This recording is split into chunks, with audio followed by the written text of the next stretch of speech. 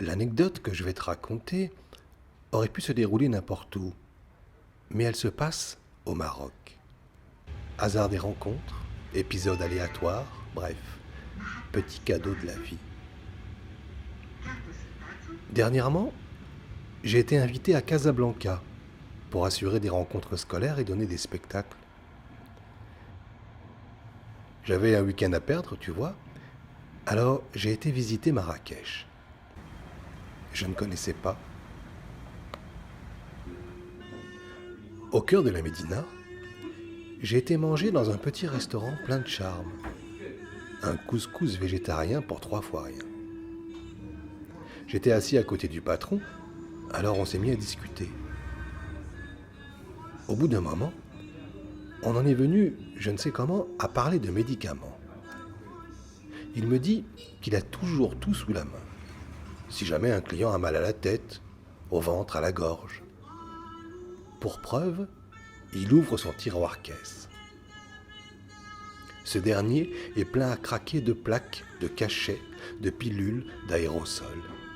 Une vraie pharmacie. Il me dit qu'il a tout ce dont on peut avoir besoin.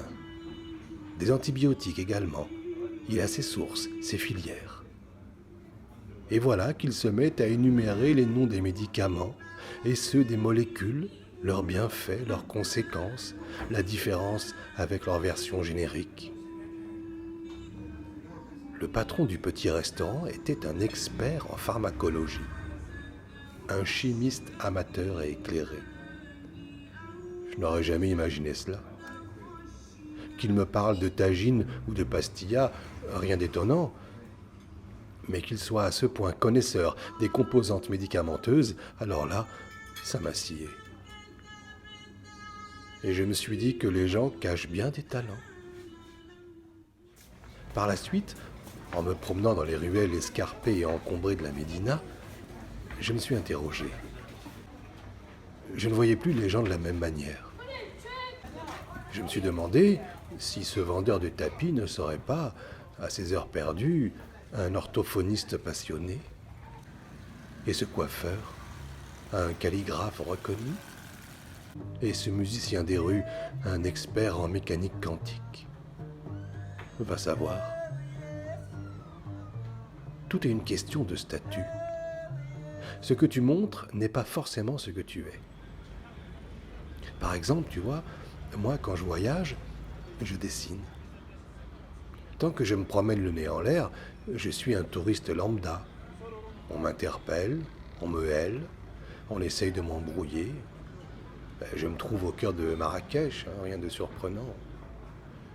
Mais dès lors que je gribouille dans mon carnet, je deviens autre chose.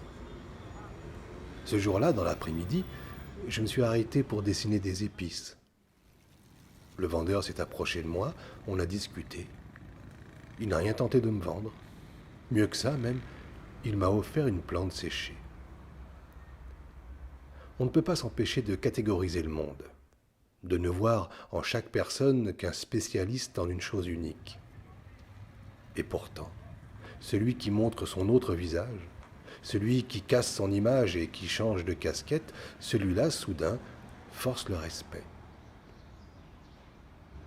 J'ai eu envie de retrouver mon restaurateur pharmacologue amateur et de partager avec lui le fruit de mes pensées et lui montrer mes dessins. Mais je n'ai pas retrouvé le restaurant. Je me suis perdu. Des jeunes types sont venus m'aborder afin de m'aider à retrouver mon chemin, moyennant un dédommagement. Alors j'ai payé et on m'a raccompagné jusqu'à mon logement. J'étais redevenu un touriste ordinaire. Un touriste et rien d'autre.